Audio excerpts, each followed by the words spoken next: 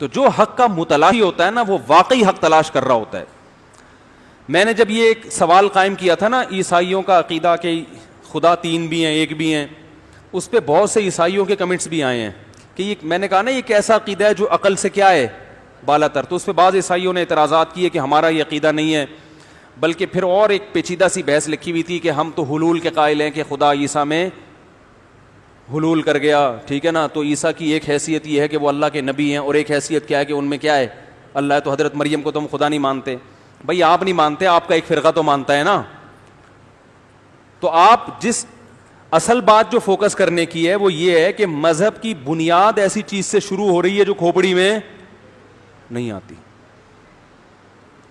بلکہ کھوپڑی میں نہیں آتی, کھوپڑی اس کے غلط ہونے کا فیصلہ کرتی ہے. کھوپڑی کہتی ہے کہ یہ 100% کیا ہے غلط ہے, مذہب کی بیس یہاں سے شروع ہو رہی ہے کہ یہ غلط ہے. تو جب بیس یہاں سے شروع ہو رہی ہے تو آگے کیا ہے پھر.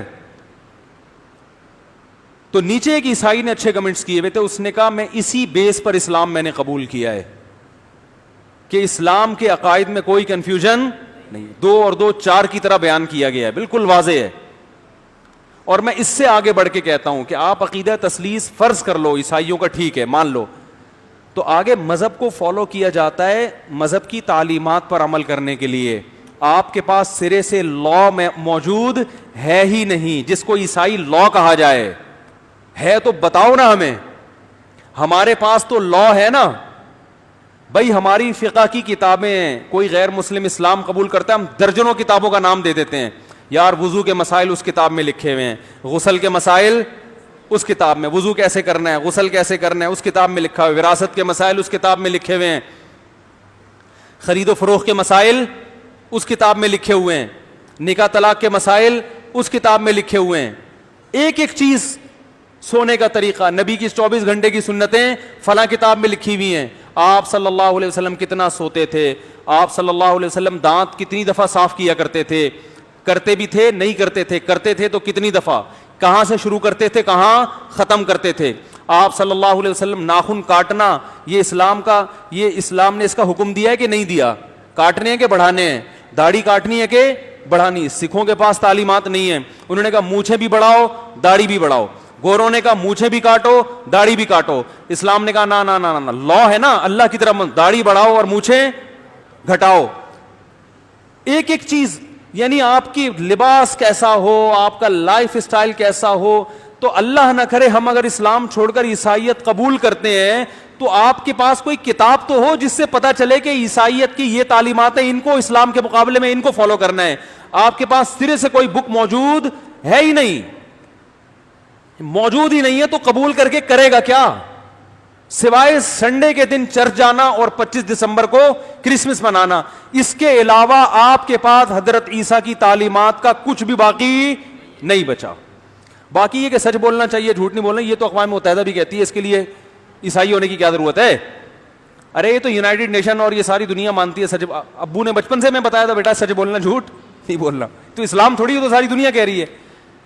امتیازی حیثیت کیا ہے کہ ایک آدمی قربانی دے کر ایک مذہب قبول کرتا ہے, تو مذہب کی جہاں بحث ہوگی, اسلام کے علاوہ کوئی مذہب آپ کے پاس ہے ہی نہیں جس کے پاس کوئی سسٹم ہو, تو اس کے صحیح یا غلط ہونے کی بحث میں پڑھنے کی ضرورت ہے ہی نہیں. جب ہے ہی نہیں تو کیا کرنا ہے. دیکھو ایک مثال دے کے بحث ختم کرتا ہوں. آپ کی بچی کے لیے رشتہ آیا, ایک بندے نے پیغام نکاح بھیجا, دوسرا بندہ بھی اس کے ساتھ آیا. اب آپ کیا کر رہے ہو, دوسرے نے پیغام نکاح بھیجا نہیں ہے, اب آپ کہہ رہے ہو یار دونوں میں سے داماد کس کو بناؤں, میں تحقیق کروں گا دونوں میں زیادہ اچھا کون سا ہے. اب آپ تحقیق کرو, تیری سیلری کتنی ہے, وہ کہہ رہے 1 لاکھ, دوسرے کی تیری سیلری وغیرہ 1.5 لاکھ, جس نے پیغام نہیں بھیجا اس کی کتنی تھی 1.5 لاکھ, یار یہ زیادہ اچھا ہے. اگلا کہے گا بھائی تو نے میری 1.5 لاکھ اور 1.5 کروڑ پیغام میں نے بھیجا ہی نہیں ہے, تو میری تفتیش کیوں کر رہا ہے. اگر یہ ثابت ہو جاتا ہے میں اس سے اچھا ہوں تو میں تھوڑی شادی کرنے کے لیے تیار ہوں, میں تو اس کو لے کر آیا ہوں.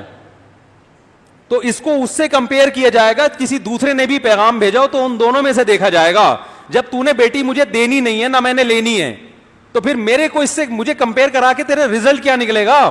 تو جب ہمارے پاس چلنے کے لیے اسلام کے علاوہ کوئی ایسا مذہب ہے ہی نہیں جس پہ چلنا پاسبل ہو, ممکن ہو, تو پھر کسی دوسرے مذہب کی تحقیق میں ٹائم ویسٹ کرنے کا فائدہ کیا ہے کہ سچا ہے کہ اچھا ہے کہ گندا ہے, صحیح ہے کہ باطل ہے, کرنا کیا ہے ہی نہیں. جب اس کے پاس تعلیمات ہی نہیں ہے, کچھ ہے ہی نہیں اس کے پاس, کوئی کتاب نہیں ہے جس کو فالو کیا جائے, جس میں A to Z مسائل لکھے ہوئے ہو, تو اس کے برحق ثابت ہونے سے بھی پریکٹیکل لائف پہ کوئی اثر نہیں پڑے گا.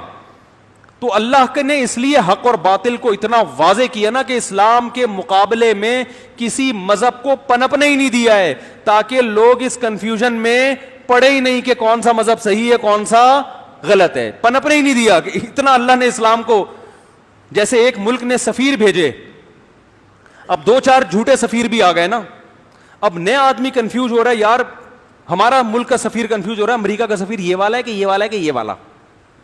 تو امریکہ نے کیا کیا, وہ جو باقی 3 تھے نا, اپنی ایجنسی والوں کو بولا کہ ان کو لے جا کے چڈی بنیان پہنا دو. کیا کر دو, ان سے یہ 3 پیس سوٹ اتارو, یہ کم بخت دھوکہ دے رہے ہیں بھائی, یہ کیا کر رہے ہیں, یہ 3 پیس سوٹ ٹائی کو دیکھ کے پاکستانی سفیر کنفیوز ہو رہا ہے کہ یار یہ والا, تینوں چاروں انگلش ایک جیسی بول رہے ہیں. تو امریکہ کیا کرے گا, امریکہ بولے گا ان تینوں کو اٹھاؤ, اپنی پولیس بھیجی اس نے, ان کو اٹھاؤ اور ان سے کوٹ پینٹ چھینو اور چڈی بنیان, دھوتی بنیان یا چڈی بنیان پہنا دو, تاکہ پاکستانی سفیر اس کنفیوژن میں ہی نہ پڑے کہ یہ والا ہے کہ اس کو پتہ چل جائے گا بھائی یہ نہیں ہو سکتے. تو اللہ تعالیٰ نے اسلام کے مقابلے میں کسی مذہب کو پنپنے دیا ہی. کنفیوژن میں پڑھیں کہ یار ہندوازم کا اسلام سے مقابلہ کرائیں یا عیسائیت کا, پھر دیکھیں کون سا صحیح ہے. اللہ نے کہا اس کے علاوہ تمہیں کسی کے پاس تعلیمات ملیں گی نہیں. تبھی مفتی صرف مسلمانوں میں ہوتے ہیں, غیر مسلموں میں مسائل بتانے والے مفتی نہیں ہوتے. روحانی پیشوا ہوتے ہیں, دم درود والے. مسائل بتانے والے وہ صرف کہاں ملیں گے آپ کو, اسلام میں. یہ لقب صرف مسلمانوں کے مذہبی لیڈر کے پاس ہے. عیسائیوں میں پادری ملے گا, مسائل بتانے والا نہیں. وہ وراثت نہیں بتائے گا کہ باپ مر گیا تو بیٹے کو کتنی وراثت, پادری کبھی نہیں, اس کے پاس ہے ہی نہیں بتانے کے لیے. وہ کہے گا لا کو فالو کرو.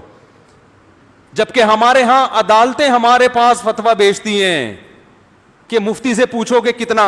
کل ایک مسئلہ آیا, طلاق کا مسئلہ گیا ہوا تھا عدالت میں, میاں بیوی میں پھڈا ہو رہا تھا, کوئی کہہ رہا تھا ہو گئی ہے, کوئی کہہ رہا نہیں. تو عدالت جج پریشان تھا, اس نے کہا کسی مفتی سے فتویٰ لے کر آؤ کہ ان الفاظ سے طلاق ہوتی ہے یا نہیں. تو ہمارے یہاں تو جامع رشید میں آتے رہتے ہیں, عدالت سے آتے ہیں, عدالت فتویٰ مانگتی ہے, بھائی ہمیں نہیں پتا, مفتی سے فتویٰ لکھواؤ. وراثت کے مسائل بہت دفعہ. تو وجہ کیا ہے کہ وہ اسلام کی روشنی میں فیصلہ کروانا چاہتے ہیں لوگ. تو عدالت خود کیا کرتی ہے, بھائی مفتی سے پوچھو, کسی بڑے دارالفتہ سے پوچھو. تو یہ اللہ تعالیٰ نے اسلام کے مقابلے میں کسی کو پنپنے بولو بھائی دیا ہی نہیں, یہ بحث ہی ختم کر دی. تو باطل کو پہچاننا اتنا زیادہ ٹینشن والا کام نہیں ہے, 2 منٹ کا کام ہے, بشرطے کہ انسان کھوپڑی کا صحیح استعمال, اور انگلی توڑنے والوں سے کیا رہے, ہوشیار, کہ سوائے, اور یہ وسوسے پیدا کر کے آپ کے ایمان کو کیا کرتے ہیں, خراب. اللہ تعالیٰ عمل کی توفیق عطا فرمائے.